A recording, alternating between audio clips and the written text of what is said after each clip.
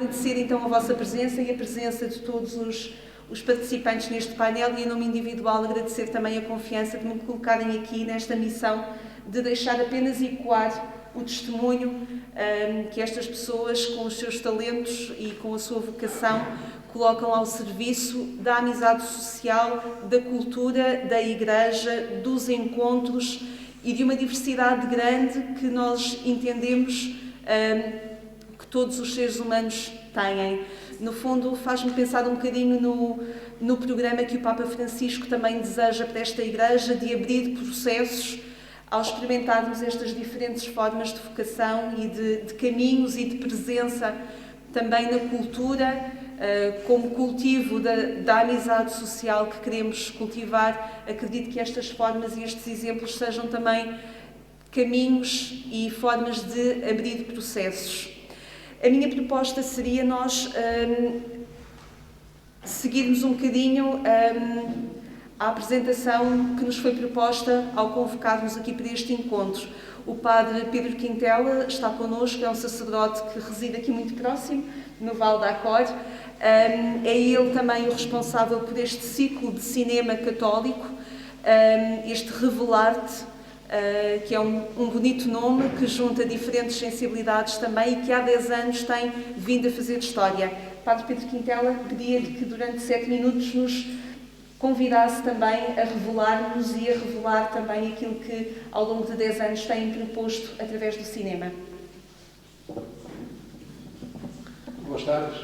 Essa é a primeira grande dificuldade sobre os tais 7 minutos. Vamos ver se os cumpro. Aqui há uns tempos tive aqui um encontro sobre liberdade religiosa aqui na Margem Sul e estava muito menos gente do que aqui assim. E quem falou começou por agradecer às pessoas que o ouviam. Estávamos 4 ou 5 pessoas e alguém disse: eu vou falar a seguir. Portanto, não sei se está aqui alguém que vai falar a seguir. Portanto, que é para quem aqui está tem a generosidade de aqui estar para participar aqui neste momento que da minha parte é muito sumário. Primeiro, vou dizer aqui questões mais descritivas.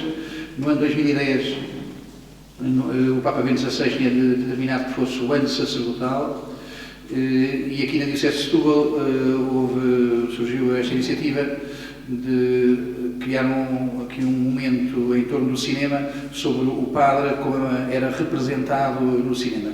E assim aconteceu, a coisa correu bem e então pegou. O primeiro traço importante deste ciclo é ele acontecer na cidade, portanto, não acontece aqui no seminário, não acontece aqui no ginásio do seminário, não acontece no Colégio Feliz de Sousa, que está aqui, não acontece no Salão da Paróquia de Almada.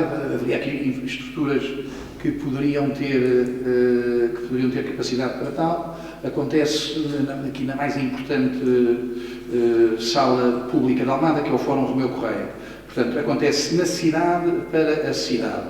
Também, como nota que vem ligada a isso, há o facto de o ciclo não se dirigir fundamentalmente ao público paroquial. Portanto, o nosso objetivo, o que andamos à procura, não é de que o cinema esteja cheio das pessoas que vão habitualmente aos eventos da paróquia, que estão nas coisas da paróquia. Portanto, o nosso objetivo não é trazer as pessoas habituais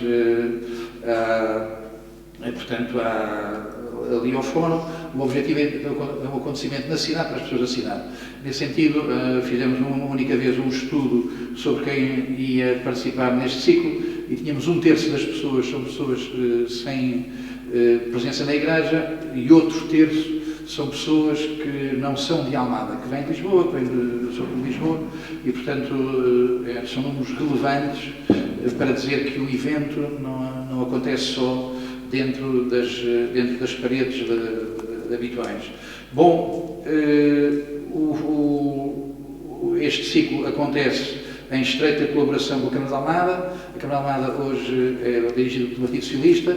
Quando começámos, a Câmara de Almada é dirigida pelo Partido Comunista, pela CDU, pela Presidente Maria Emília Neto de Sousa, que teve esse rasgo de aceitar fazer este ciclo, talvez de uma maneira um bocadinho até contracorrente do que eram as expectativas da organização camarária. Lembro-me que alguém trabalhava na Câmara, que me disse que a primeira vez que fizemos este ciclo, causou lá bastante complicação a Câmara de Almada estar a promover um ciclo de cinema católico e, portanto, esse relevo de acontecer fora de portas, acontecer com as pessoas da cidade e, portanto, sinceramente, um evento que é para os do costume. Bom, geralmente os filmes são selecionados em torno de 2 critérios.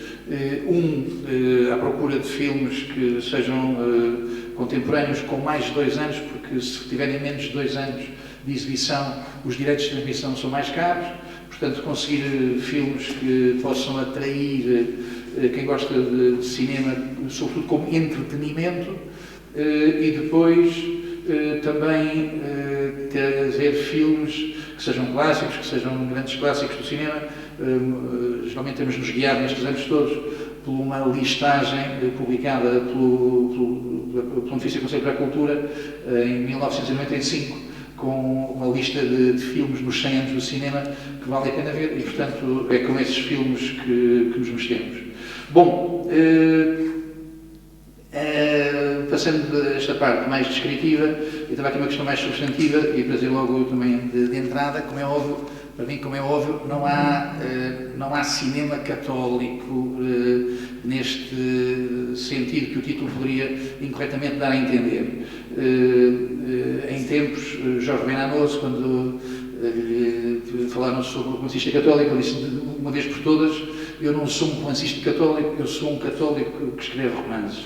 É diferente e, portanto, enfim, lembra a frase de Gide: com boas intenções faz má literatura, e, portanto, enfim, há uma quantidade de filmes didáticos, filmes que têm o seu lugar de catequese, mas que, de maneira nenhuma, são filmes que tenham um lugar num género de ciclo como este. Portanto, não há cinema católico, que quer dizer para mim que o filme será católico se disser a condição humana sem amputações. E por isso há brilhantes apresentações do homem que vêm de horizontes que não têm nada a ver com o cristianismo. Nestes últimos tempos tem passado por aqui, sim, tem criado aquela ligação connosco Pedro Costa, que talvez seja um dos mais importantes realizadores portugueses contemporâneos, e o cinema que faz, obviamente não é um cinema que não vem da catequese, mas que tem uma grande densidade humana. Não há cinema católico neste sentido de termos que ter um argumento linear, uma história direta de bons e de maus. Há cinema que consegue dizer a densidade humana, e, portanto, quem consegue dizer a densidade humana está a ser católico, porque católico significa que está lá tudo, que nada foi cortado, que nada foi imputado. Quem consegue dizer a densidade humana está a apresentar um cinema católico. Quem está a imputar o humano, quem está a ser sarcástico, quem está a ser meramente negativo, quem está apenas a mostrar o mal ou a tentar mostrar só o bem, como é óbvio, não está a ser católico, porque não está a dizer o que é o real. E o que é o real? O real é aquilo que tem mistério. Lembro que o mistério, pelo menos no mundo da Grécia, no mundo da Bíblia é diferente, o mistério não é fundamentalmente o obscuro e o secreto. O mistério é o drama da ação divina. Para os gregos, o mistério é a dramaturgia, é o drama da ação divina a manifestar-se. Não é? No cristianismo a coisa ainda é maior, mas enfim, o que para nós é importante neste ciclo é apresentar e dizer o mistério do homem. Bom, Bárbara Nicolosi, que é uma italiana que vive na América, dizia que não há cinema católico, como não há uma pizza católica, como não há uma moto católica. Há católicos que fazem pizza, há católicos que guiam as motas, há católicos que são atores e que representam, mas de facto não há cinema católico. Há sim esta capacidade de dizer Cristo na história, e tanto dizer Cristo que está na história, seja como humilde presença do divino escondido, seja como invocação de uma salvação, seja como manifestação da redenção.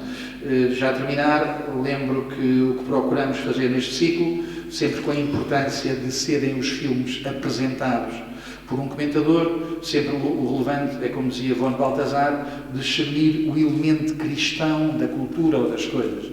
O importante é discernir o elemento cristão das coisas, ou seja, perceber no que acontece esta vinda de Deus ao meio do seu povo, a resgatar, a alegrar, a salvar, a celebrar, porque também o cinema é tanto isso. Terminei.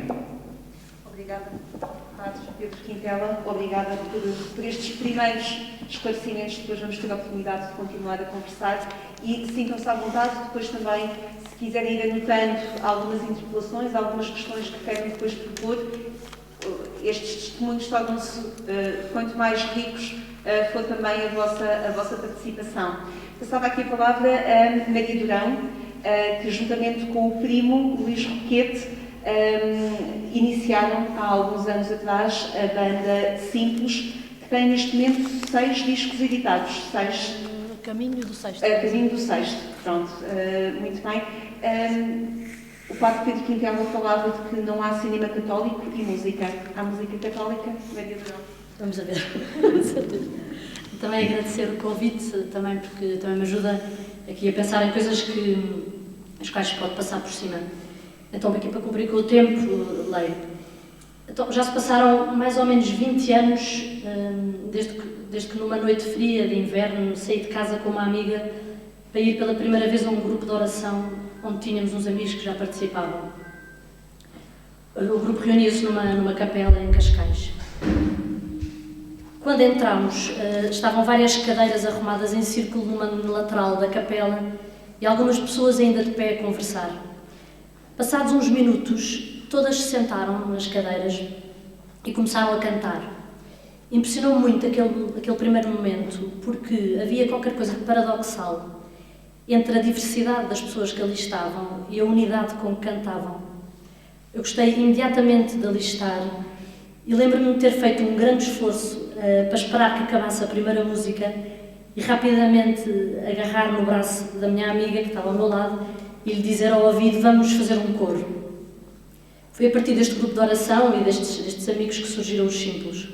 Eu conto isto porque me interessa sublinhar 2 características do nosso fazer que estão logo ali no início da nossa história. A primeira é, nós começámos a cantar e a compor, não a partir da solidão dos nossos pensamentos, sozinhos, no quarto a pensar, mas porque encontramos uma comunidade concreta, onde já se cantava há muito tempo e onde já se faziam músicas há muito tempo.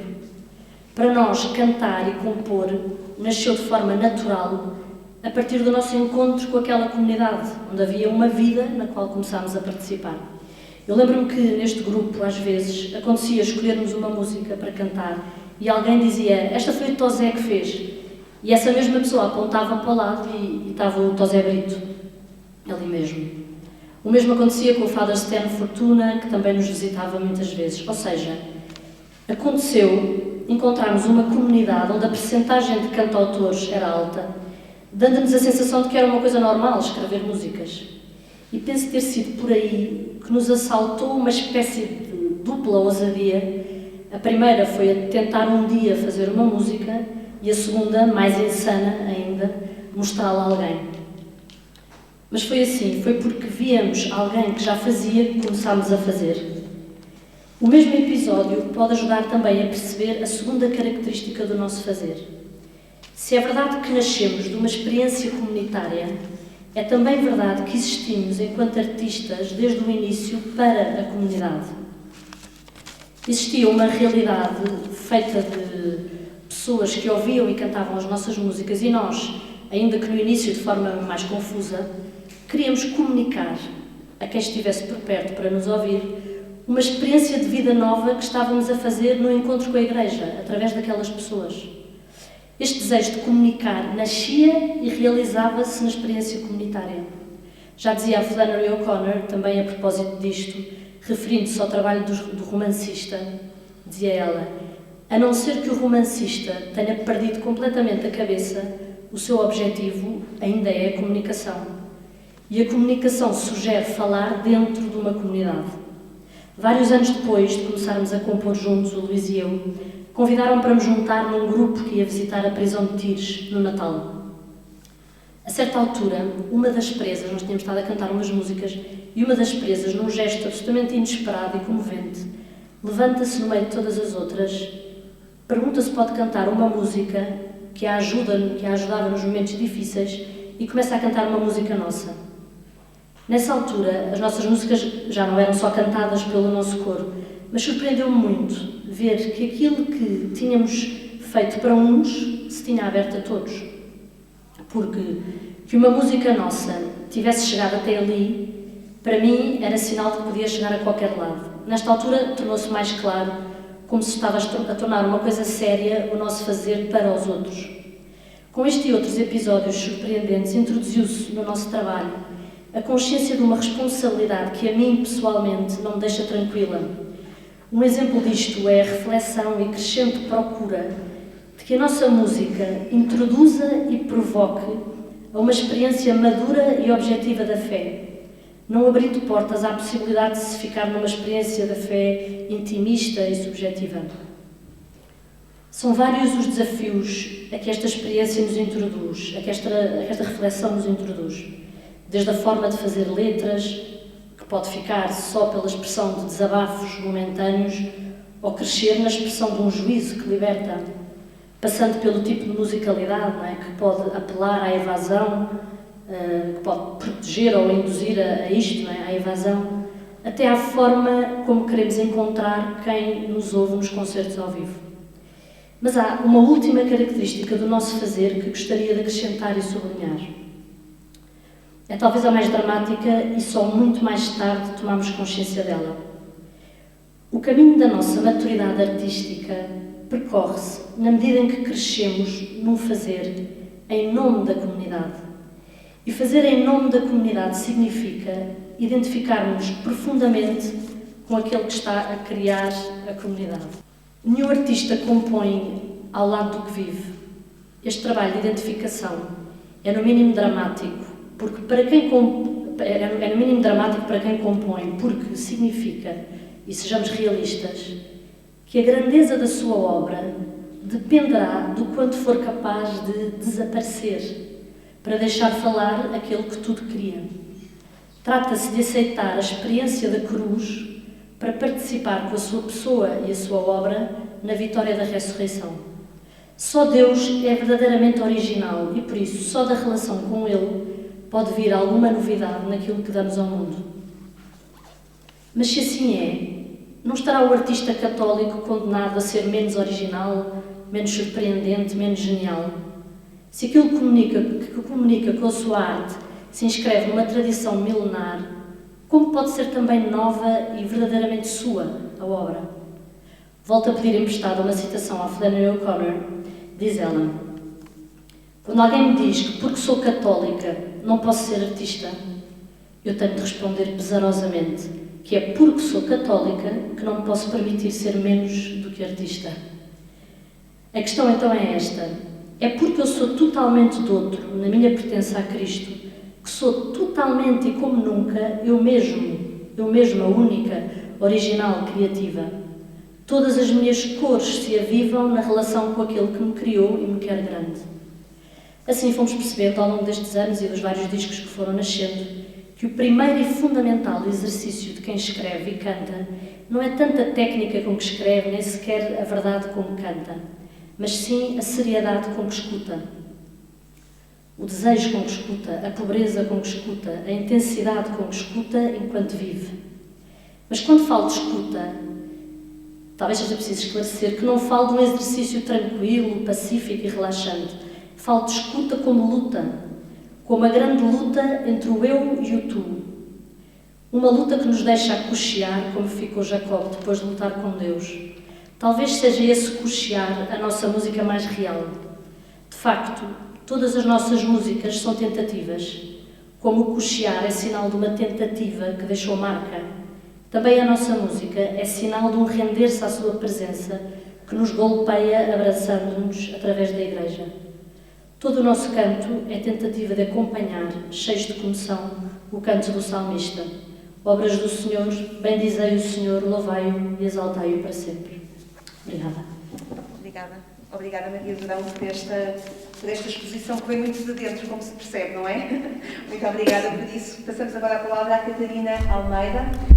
O programa falava de Rui Martins, mas seguimos esta ordem e eu passava a palavra à Catarina Almeida, é a diretora da Fundação Ulrich, mas vem-nos aqui falar do Meeting Lisboa, que é este evento que oferece exposições, conferências, espetáculos. Para quem não conhece, que proposta é esta, Catarina? E obrigada.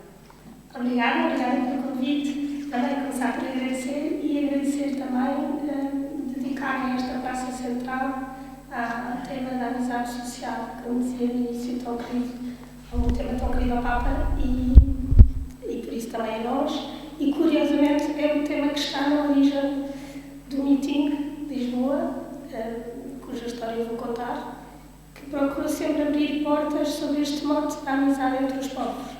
Por isso da amizade social. Então, o Meeting Lisboa nasceu, na verdade, com outro nome. Chamava-se Meeting pela Fé. E em 2012, um grupo de jovens universitários e adultos do Movimento de Comunhão e Libertação sentiu um convite nas palavras do Papa Bento XVI, quando convocou o Ano da Fé, nomeadamente na frase: não podemos continuar a pensar na fé como um pressuposto óbvio da vida comum. Está na Carta à Porta da Fé, do Papa Bento XVI.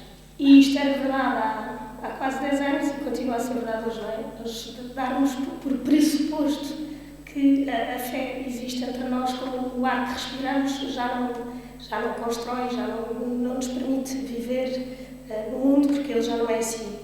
E então, este convite das palavras do Papa fez com que este grupo de jovens e de alguns adultos pedissem ajuda a amigos, juntaram-se muito livremente, sem grande estrutura e sem grande organização, coisa que não mudou assim tanto ao fim de 10 anos, mas pronto. Puseram mãos à obra, como fazem as pessoas que estão apaixonadas por alguma coisa, e com esta ajuda de benfeitores e de voluntários, esta é a primeira grande característica do Meeting Lisboa, é um evento organizado inteiramente com base na ajuda de voluntários, que hoje em dia são mais de 150, e com a ajuda de benfeitores que patrocinam, apoiam, sustentam o meeting, ou seja, os 3 dias em que publicamente em um sítio da cidade organizamos essas conferências, esses encontros, essas exposições.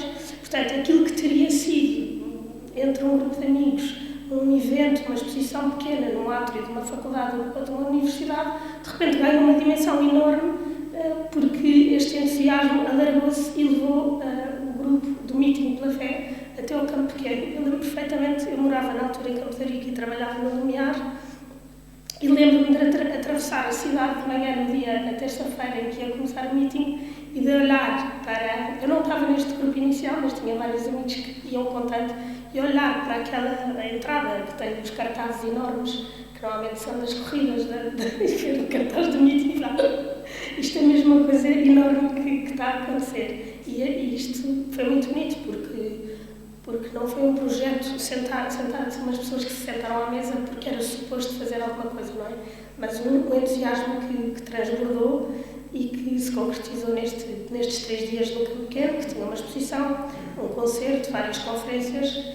A mim impressionou-me muito na altura. Estou muito contente de não ter estado neste grupo inicial, porque ver os meus amigos construir a partir do entusiasmo de comunicar a coisa mais decisiva da vida deles, que era o encontro com Jesus na igreja, não dando por adquirido nenhum destes passos, foi uma coisa muito bonita de ver e que me criou alguma inveja, confesso. E, portanto, fui um bocado atrás deles para dizer: olha, eu também quero brincar com vocês.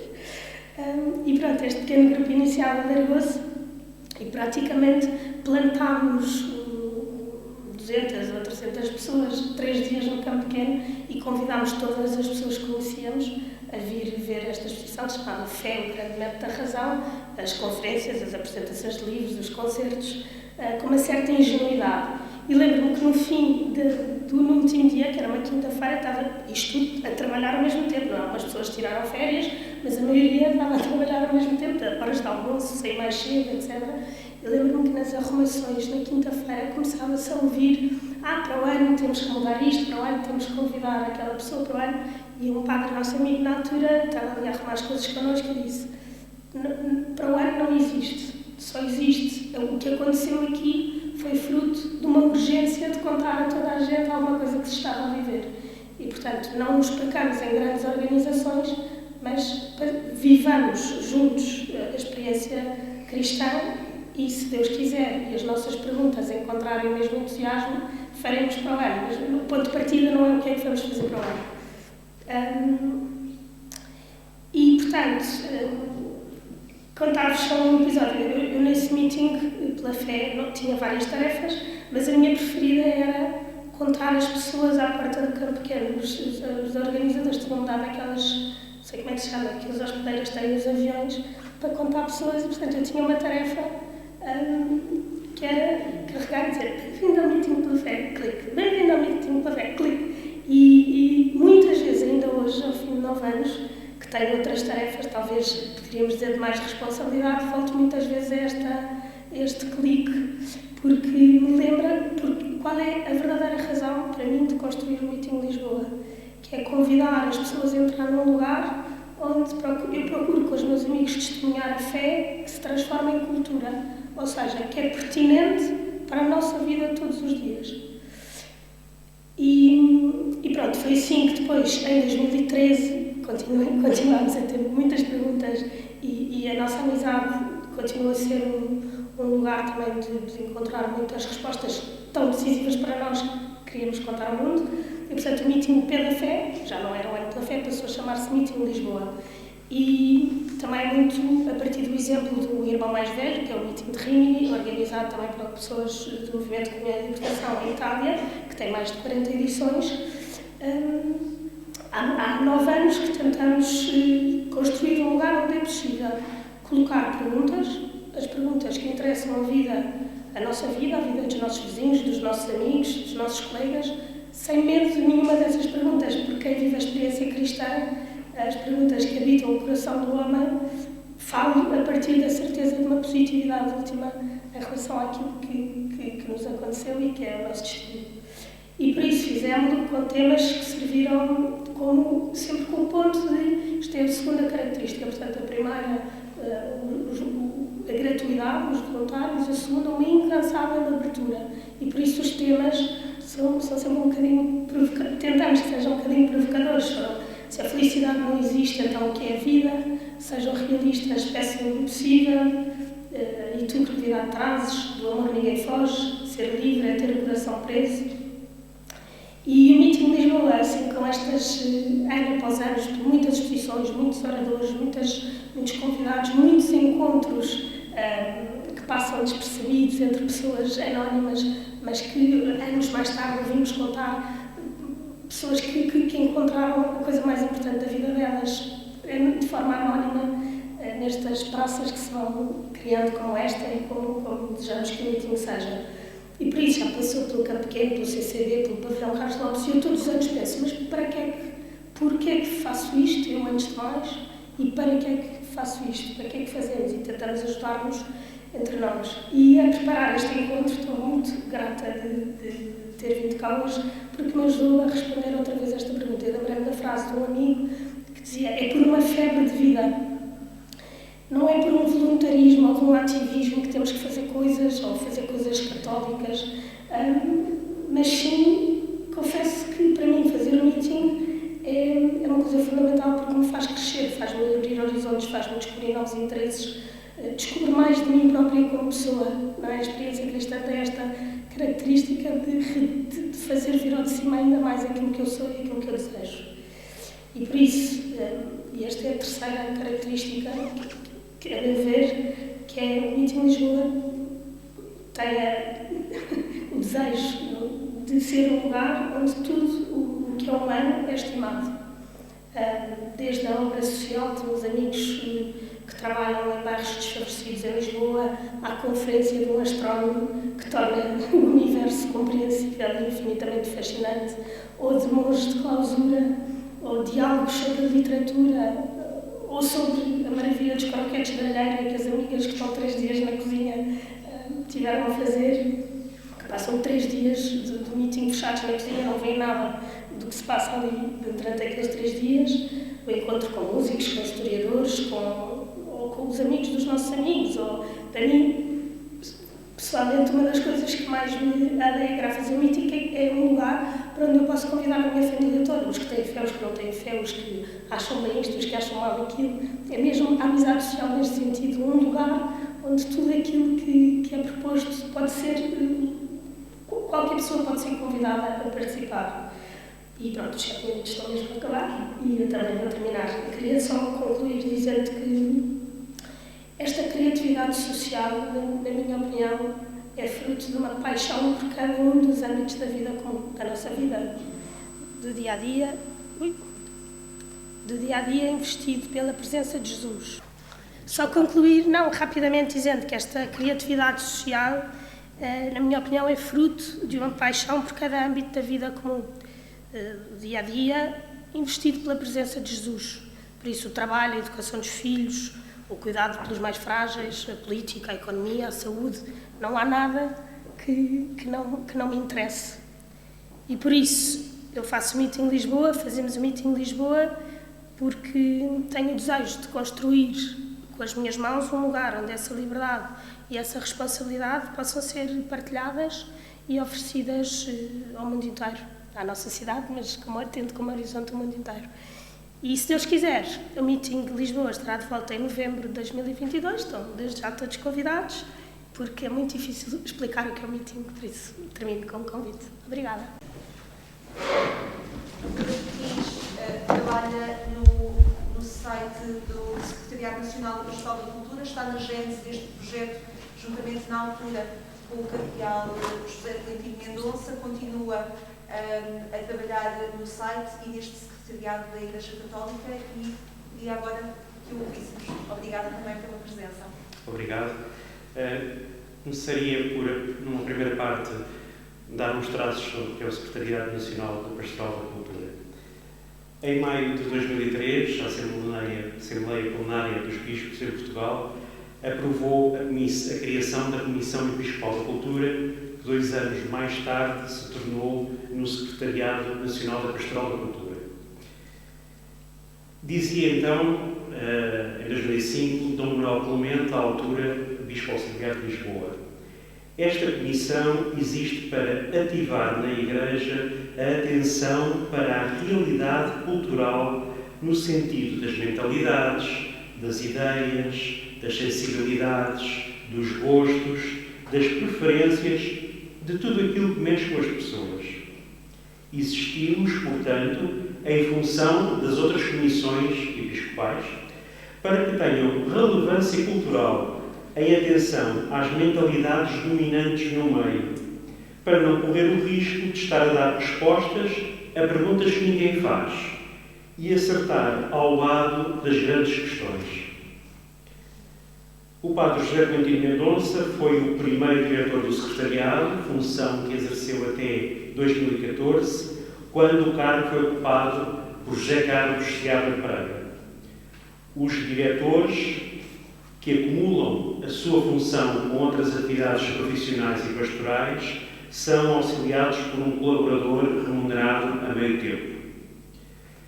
Além de procurar sensibilizar os católicos para a importância do diálogo com a cultura, o Secretariado apostou num conjunto de iniciativas dirigidas para a interação com setores e personalidades das artes e do pensamento.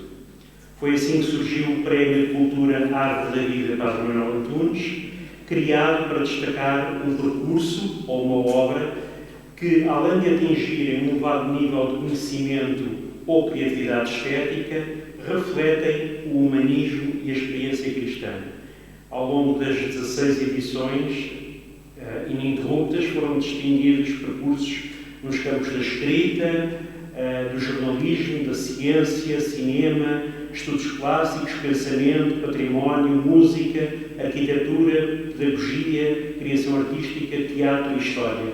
Apenas alguns nomes, não desmerecendo os outros, alguns nomes, talvez, uns sim, outros não, nem sempre conotados com uma pertença católica.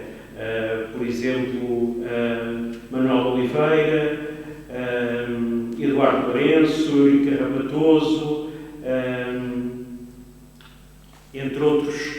também de afirmadas pertenças católicas. No seguimento da ligação entre a Igreja Católica e cinema, que remonta aos primórdios da sétima arte, foi também estabelecido há mais de 10 anos o Prémio Árvore da Vida no Festival Índio Lisboa, que distingue uma obra de cineasta português ou portuguesa com base nos seus valores espirituais e humanistas, a par das suas qualidades cinematográficas.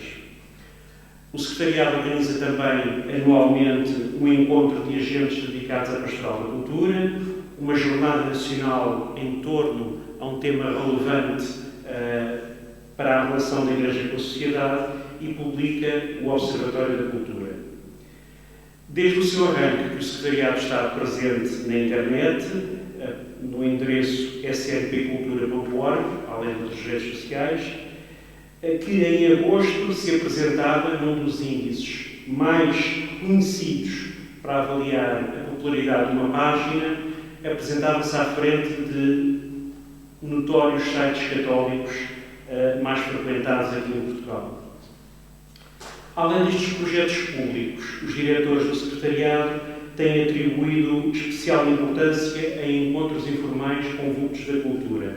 São contactos discretos com os quais tem sido possível distender o relacionamento entre Igreja e cultura, desvendar convergências, às vezes que aparentemente não deveriam existir, e abrir possibilidades de colóquio, diálogo e colaboração.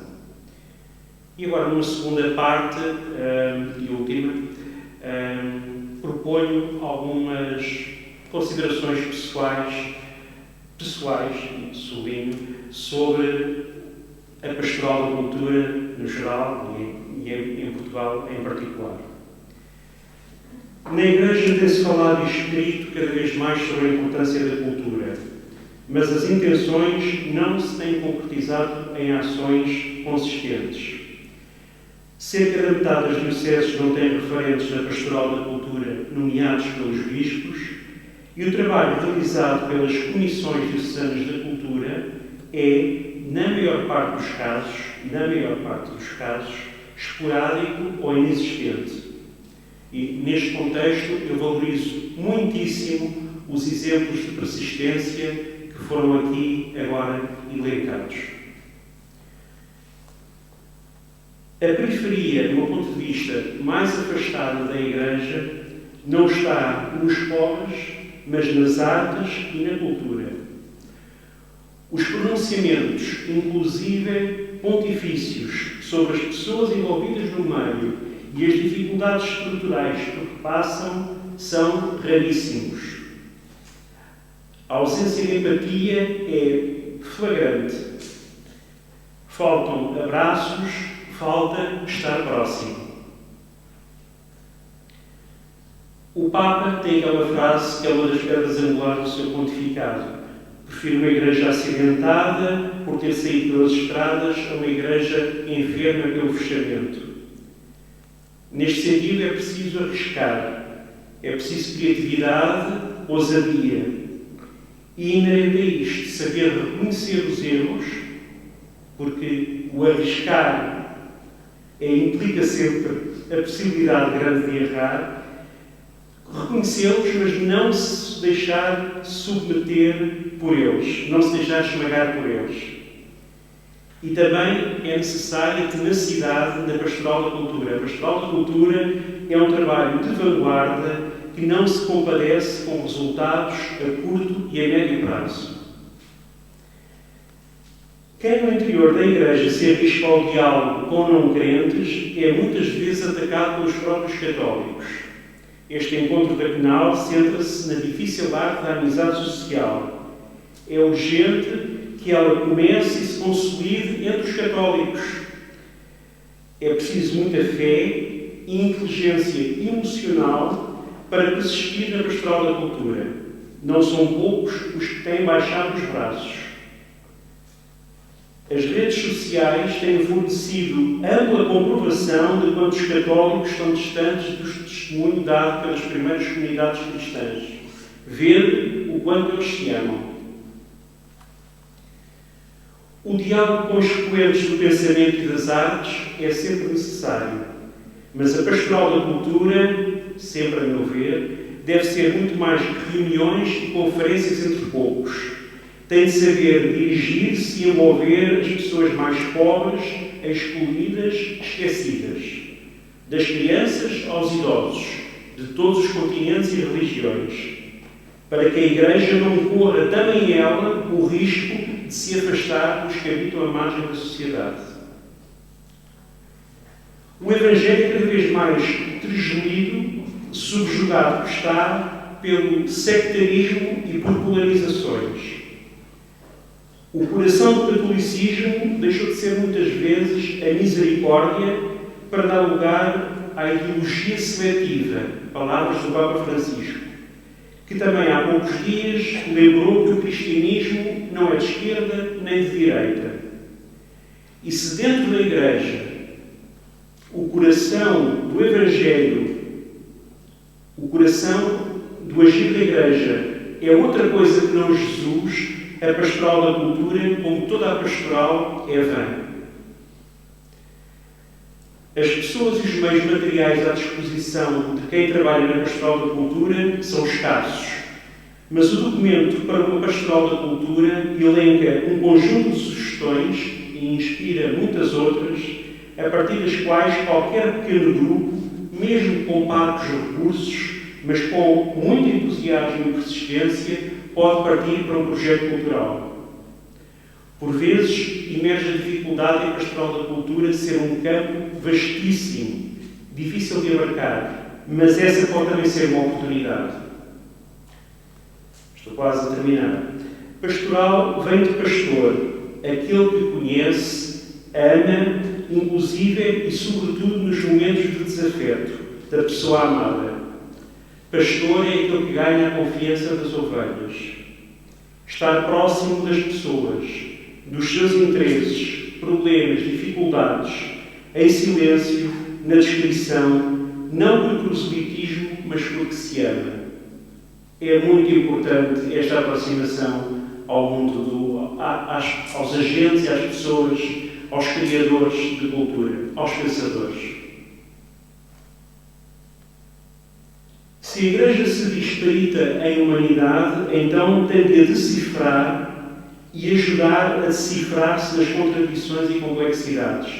E para isso pode recorrer aos escritores, aos criadores, perguntar por eles, indagar o que querem exprimir, ao ouvir das suas intuições que abrem janelas para perspectivas até agora ocultas ou por vezes veladas. E por fim, a Igreja fala muito para si, dedica grande parte dos seus recursos, nomeadamente na comunicação, a assuntos e vocabulário em circuito fechado. Por vezes é penosamente básica na expressão das suas convicções, outras é desumana nas suas práticas. É mais fácil declarar um não imediato, definitivo e exclusivo do que com paciência dialogar e caminhar. É preciso cultivar a inteligência e a sensibilidade artística. Aprender dos católicos que estudam e têm discursos e condutas abrangentes, admirados tanto por crentes como por não crentes. Da escrita à arquitetura, da música à ciência, não faltam exemplos. Obrigado. Obrigada, Martins, por também nos deixar, se calhar, muitas interpelações. Algumas, se calhar, somos capazes de as responder, de ensaiar respostas, outras, se calhar, só o tempo é que nos pode também deixar encontrar caminhos aqui levantados pelo Rui Martins e pela sua experiência no Secretariado Nacional da Pastoral da Cultura. Eu gostaria de abrir a questões, eventualmente, que estejam a burilar, a sentir, a inquietar-se, abrir também espaço a que o Padre Pedro Quintela, a Maria Durão, a Catarina Almeida e o Rui Martins, se quiserem comentar e de alguma forma também colocar questões, alguma inquietação que surja, eu abria espaço a isso antes de ser eu a avançar, porque acredito que a vossa experiência e a forma como se recebe estes projetos também pode ajudar a inovar, a criatividade, a sonhar processos, a sonhar uma igreja em construção, a sonhar um diálogo e a amizade social que nos junta aqui também. E deixava espaço a isso, se alguém quiser intervir, ou deixando também espaço a que queiram comentar-se. A intervenção do Rui Martins, portanto, fiquei a conhecer, e tanto da maneira como funciona o secretariado e as suas preocupações, e tanto a sua intervenção, as coisas que diz são muito estimáveis pela maneira como as diz, e a seriedade com que as diz, e o compromisso com que as diz, etc. Há uma coisa que hoje aparece no discurso da Igreja e que não será propriamente tenha sensibilidade, que é esta ideia de que a cultura é uma periferia. Eu não parece que a cultura seja a periferia. Eu concordo consigo que é das áreas mais difíceis e é uma área muito mais complicada de acesso do que os pobres. Porquê é que me parece que a cultura não é uma periferia? A periferia é onde não gostaríamos de viver. A periferia é um lugar desagradável para a pessoa comum, para a pessoa média. A periferia é o lugar que, uma vez lá, se eu fosse lá calhar, rapidamente queria dali sair, queria dali fugir, queria encontrar um melhor lugar para habitar. Portanto, para manter a metáfora no âmbito da arquitetura dos espaços urbanos, eu penso que a cultura, mais do que uma periferia, é um condomínio fechado ou uma zona residencial de muito difícil acesso, como a política, como o poder, como a economia. Ou seja, é óbvio que a Igreja tem um grande desejo de ser convidada, a Igreja tem um grande desejo de poder marcar presença, a Igreja vê acontecer N coisas para a qual passam-lhe à margem e para a qual não tem nada a dizer. Não é convidada a estar presente. Creio que a cultura é um lugar extremamente complicado, lá está, digo isto como espectador, digo isto na minha sensibilidade, digo isto como espectador do que se passa por aí. Não parece que, de facto, que a cultura seja propriamente uma periferia. A cultura é um lugar para o qual a Igreja, mais das vezes, não é convidada, mas que, em sendo convidada, quer estar presente e tem os seus protagonistas e por aí fora. Portanto, a questão para mim sempre é depois se quem vai marca uma presença ou se quem vai dissolve o sinal. Portanto, de facto, acho que é difícil sermos convidados e depois, uma vez tendo sido convidados, se estamos lá pertencendo ou se estamos lá, portanto, a certa altura, já com muitos sinais de dissipação ou de dissolução do sinal cristão. Portanto, era um pequeno comentário que queria fazer à sua intervenção. Queria-lhe lançar uma pergunta, antes que fosse embora e que nos deixasse para Pedro Quintela. Retive da sua apresentação e da forma como expôs aquilo que tem sido 10 anos deste Revelar-te, a localização, a cidade que convoca tantas pessoas, onde tantas pessoas ali vivem, e também propor o cinema como a apresentação da condição humana no seu pleno.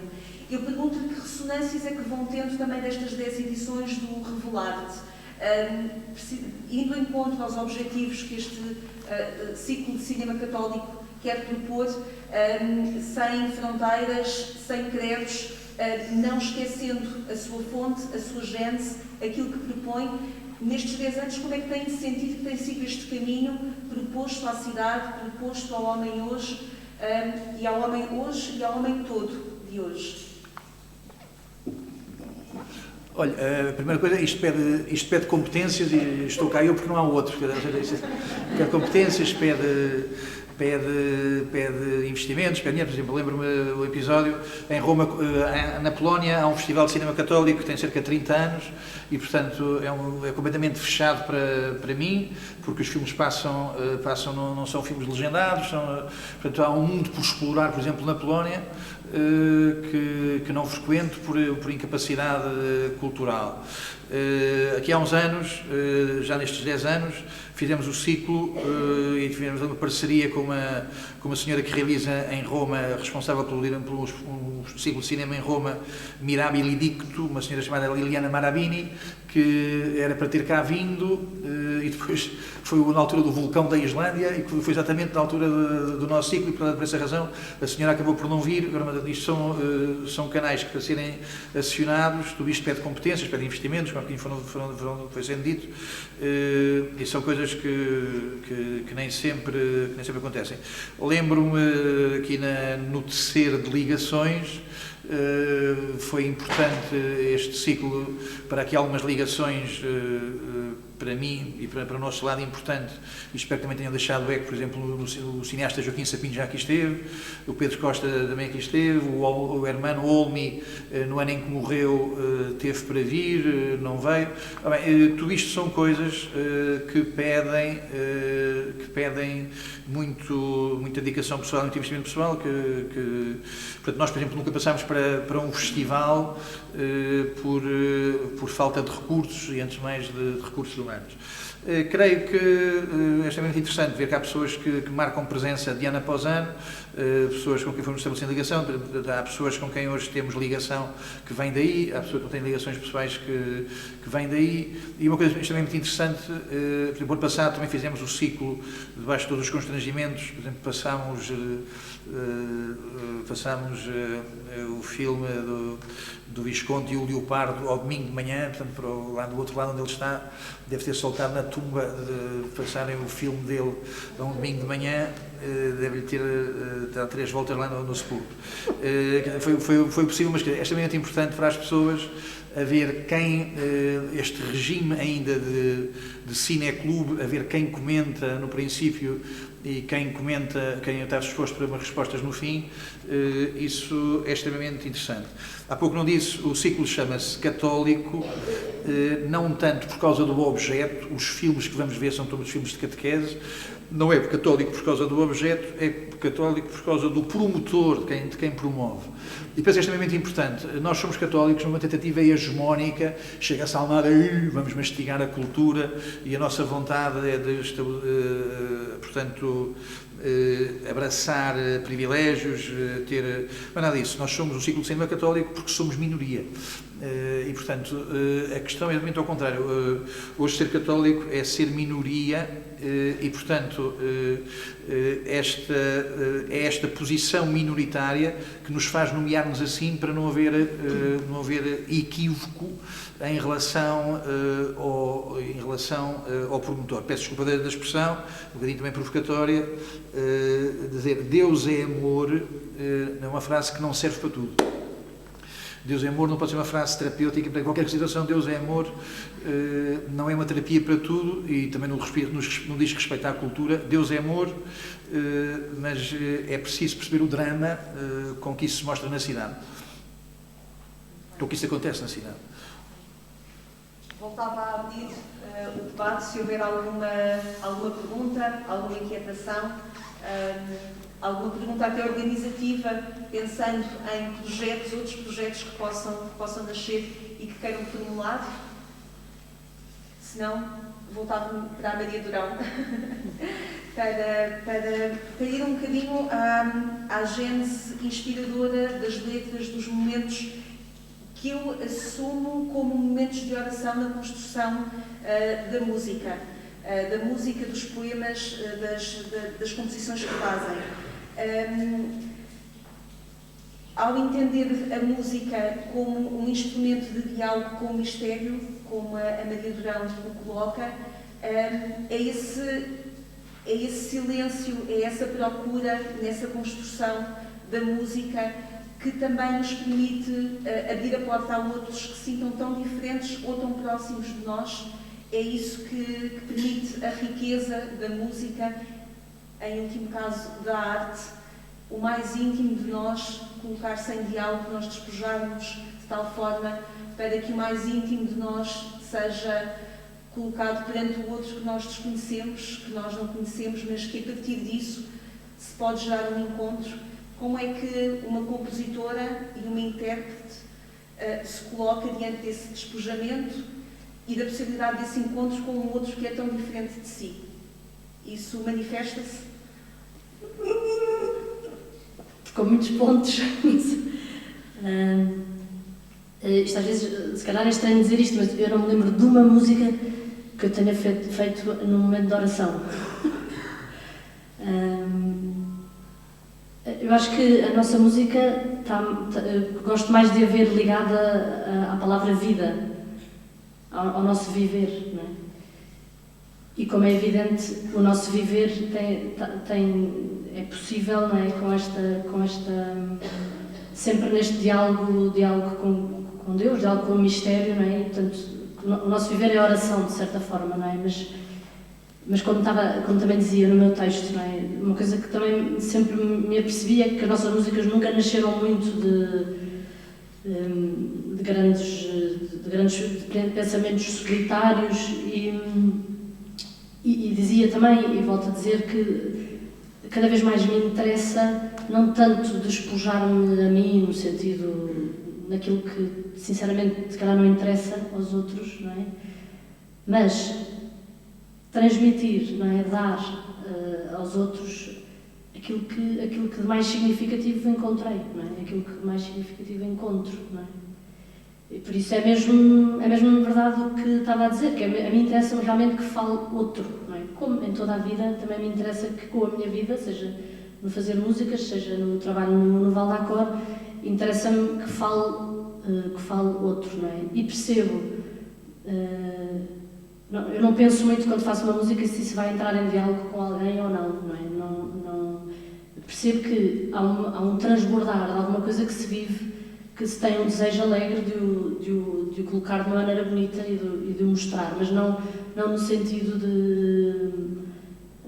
de um objetivo específico com aquela pessoa, com isso. Agora, percebo que, sobretudo, é uma coisa que nos sai das mãos, não é? Não sei, eu penso que quem compõe não é diferente do que quem, por exemplo, comenta a arte, não é? Acontece simplesmente assim. A coisa mais importante que percebo é que está ligado à vida, não é? E a vida, é esta vida diferente que ser católico permite, esta experiência diferente da vida que ser católico permite fazer, não é? Por isso que, de alguma forma, assim como a minha maneira de chegar de manhã ao trabalho e dizer bom dia pode ser completamente diferente, não é? Dependente de como é que eu vivo, em que é que eu concebo a vitória daquilo que acontece. Também nas músicas isso pode mudar, não é? O que eu percebo é que depois há muitas reações à nossa volta e muitas, às vezes, mensagens que recebemos hoje que são completamente que não pensaríamos que provocasse isso, não é? Mas é tudo muito, é muito imprevisto, não é? Fora de, não sei se respondemos.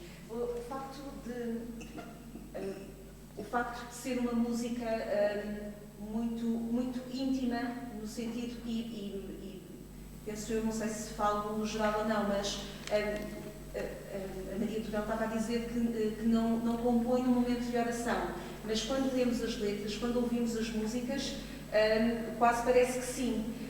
E quem as recebe, de alguma forma, também recebe uma composição humana, católica. Como é que o público reage a isso?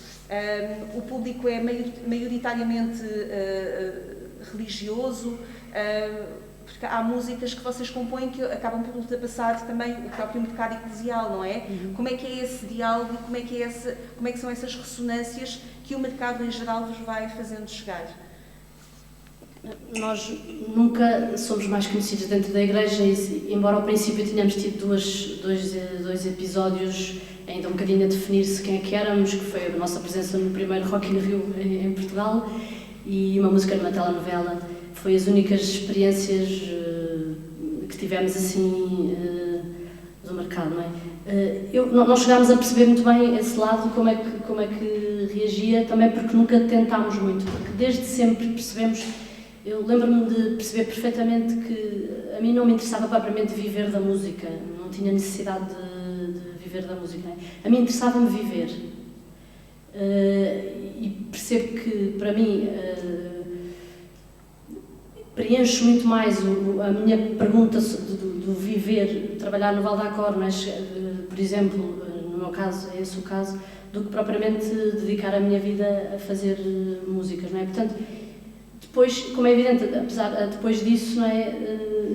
Como sempre cantámos também em meios, em grupos católicos e na missa, às vezes em algumas igrejas e assim, acho que foi uma tendência natural. Pronto, depois as nossas músicas, nem todas, as nossas músicas não são músicas propriamente de se usar na missa, não são músicas, embora também isso ainda não acabámos, acho eu, portanto isso ainda poderá mudar, mas até hoje são músicas que vêm, quando diz íntimas, eu percebo o que diz no sentido, são músicas que vêm da nossa experiência, e vêm de uma experiência de alguém que encontrou Cristo, não é? Tanto do Luís como minha. E eu sempre, já tive conversas com muitas pessoas também não católicas que ouviam as nossas músicas, e penso que isso nunca pensámos muito. Agora, como é evidente, movemos-nos num meio mais católico, são os grupos católicos que nos chamam, quando chamam, é mais nesse âmbito. Muito bem, obrigada.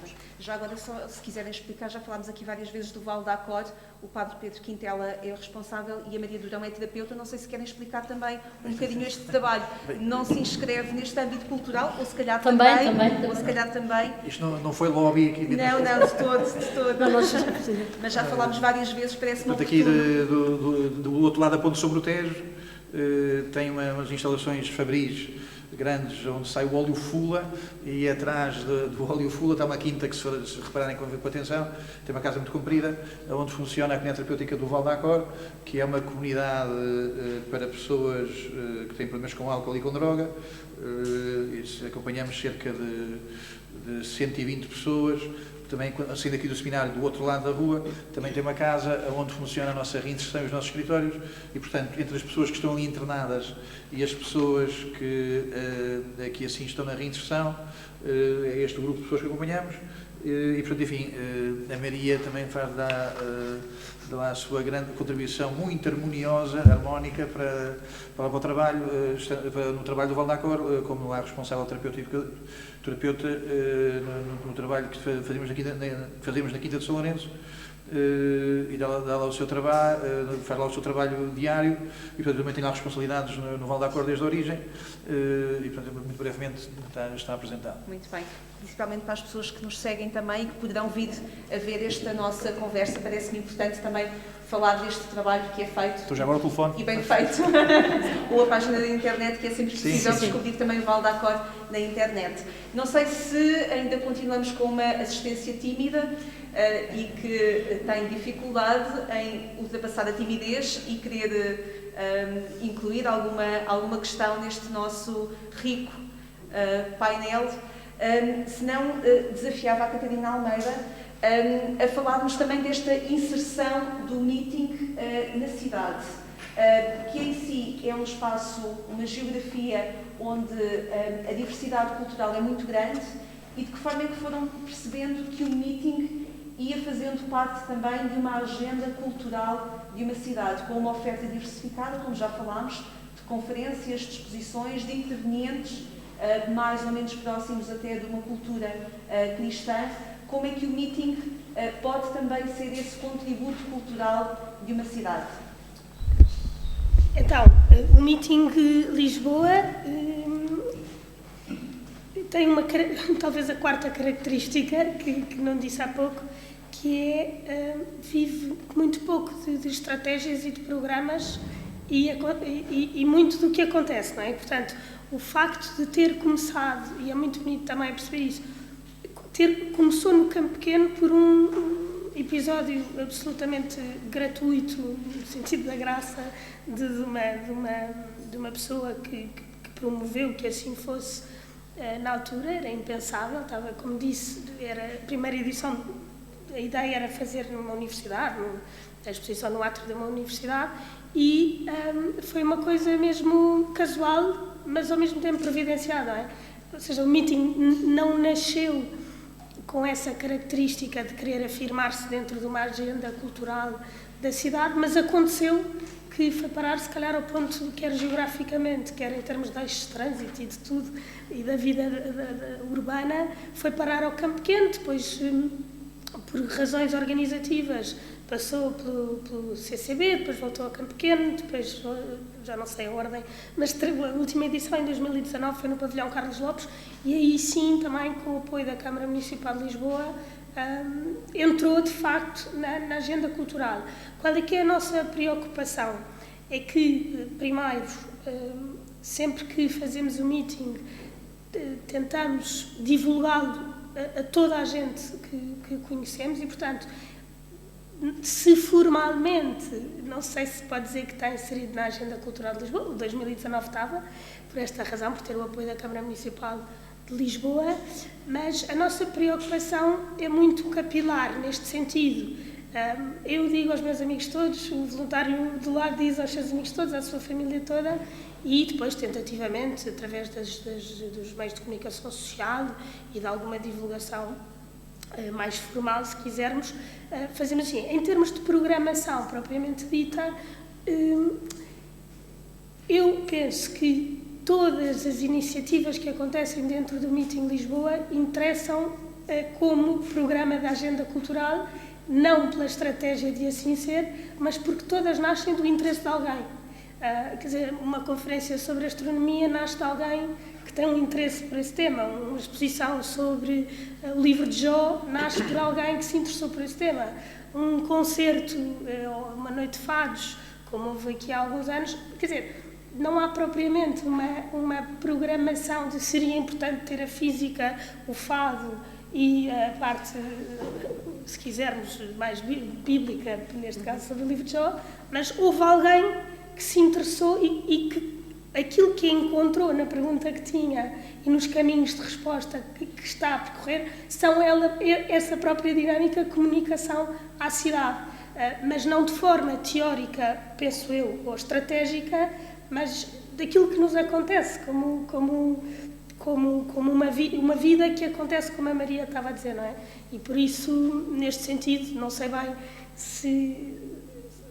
Penso que, no limite, a preocupação de inseri-la na agenda cultural de Lisboa faz parte como crescimento e como amadurecimento da própria iniciativa cultural enquanto tal, mas eu, como voluntária do meeting, gostava que não se perdesse esta consciência de que tudo aquilo que propomos vem de alguém que tem nome, apelido, rosto, história e que com os seus amigos se junta para dar forma à experiência vital, no sentido que faz viver e que por isso se transforma numa iniciativa com a dimensão, se quisermos, do Meeting Lisboa.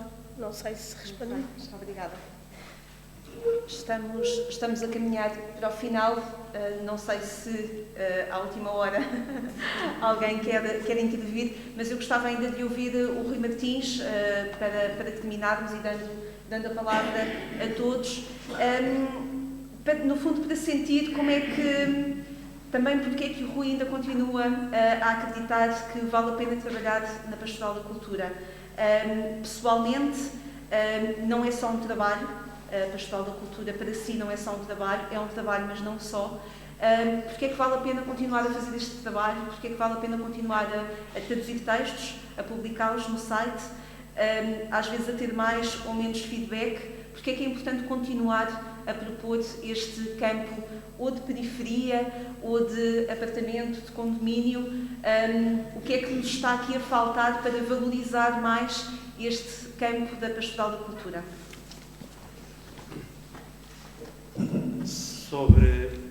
Sobre o diálogo com o Padre Pedro, eu gostei muito desta imagem, gostei muito, e não é para gostar, mas é uma imagem que me pareceu ajustada da cultura à luz da Igreja, um bocadinho como condomínio fechado,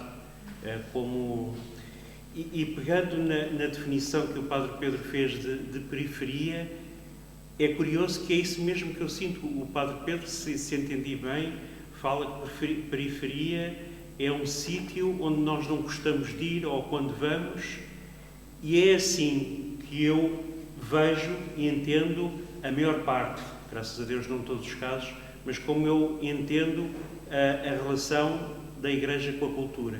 É muitas vezes um lugar onde ela não gosta de estar, onde não dedica mais pessoas, é disto que se trata, não tanto de dinheiro ou de meios também, mas não coloca mais pessoas. Eu julgo que realmente essa imagem é isso, dá às vezes mesmo a mim, só a mim, a ideia de que é um lugar onde a Igreja não gosta de estar, incómodo. Porquê é que se continua? Porquê é que continua? Bom, há um trabalho, em primeiro lugar, se calhar, não tanto apostólico, mas pessoal. Aquilo que eu tenho a oportunidade de ler e de traduzir são fontes de estímulo que são impressionantes. Aquilo que vendo em páginas do estrangeiro, há textos de uma qualidade e que enfim, espiritualmente e pessoalmente me elevam, que são extraordinários. E é naturalmente a vontade de os partilhar, não para criar, se calhar, tanto um movimento organizado, mas para estimular outros a terem iniciativas, por exemplo, no género destas que estão aqui a ser construídas, para estimular aqueles que não têm nada a ver com a pastoral da cultura, mas a prosseguirem na via da santidade, no caminho da felicidade. E é sobretudo isso, através de textos, que são ensaios, através de obras de arte, através de uma multiplicidade de expressões, algumas não explicitamente católicas, mas que fazem intuir um bocadinho, se eu entendi bem, como é o espírito do ciclo de cinema Revelar-te, que não tem de ser tudo, muitas vezes, explicitamente católico, mas há lá fundos. E o diálogo que se faz e que se entabula muitas vezes com os outros, não podemos estar à espera que o nosso interlocutor, como há bocadinho se falou no painel da tarde, seja que partilhe imediatamente. Mas há uma plataforma de diálogo. Há possibilidades para aqueles que estão na Igreja e que são crentes de estimular e continuarem o seu caminho. É aquilo que os textos pretendem oferecer. Para outros que se abeiram com curiosidade do que é a Igreja, de verem, se calhar, que há pontos de convergência, que é possível a convergência, que é possível a amizade. E move-nos mais a amizade do que o dissenso. Ele está sempre presente, o conflito faz parte, a diferença, a questão muito importante, muito fina, que o Padre Pedro referiu, de como é que nós estamos, neste caso eu falava da pastoral da cultura, mas como é que nós estamos no mundo, uma questão muito fina, que presença é que temos. Tudo isto são coisas que se jogam e que não estão acabadas e que aliciam também para continuar. E que continuamente podem inquietar outros que nós desconhecemos, como é o caso da música, como é o caso do cinema, como é o caso de uma oferta cultural através de uma conferência, de uma exposição, ou como é o caso do exercício diário que a Pastoral da Cultura tem.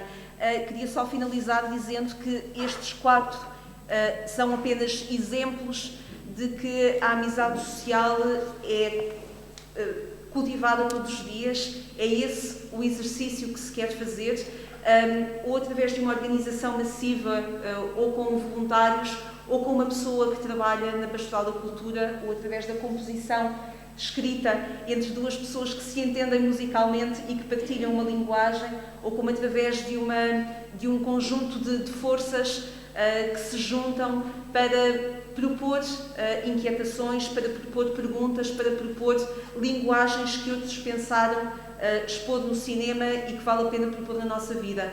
A amizade social, ela acontece todos os dias, às vezes de forma mais anónima, outras vezes de uma forma mais conhecida e reconhecida, mas lembrando-me agora daquilo que um padre amigo meu uma vez me disse, de que forma nós não sabemos, peço desculpa, aquilo que um padre amigo meu dizia, nós não sabemos de que forma é que as nossas Ave-Marias mal rezadas são recebidas pelos outros. Portanto, também nunca sabemos que sementes é que vão germinar a partir destas propostas que aqui foram hoje partilhadas. Agradeço muito a vossa presença, a vossa paciência e agradeço muito a riqueza e a disponibilidade com que estes 4 exemplos aqui vieram enriquecer a nossa tarde.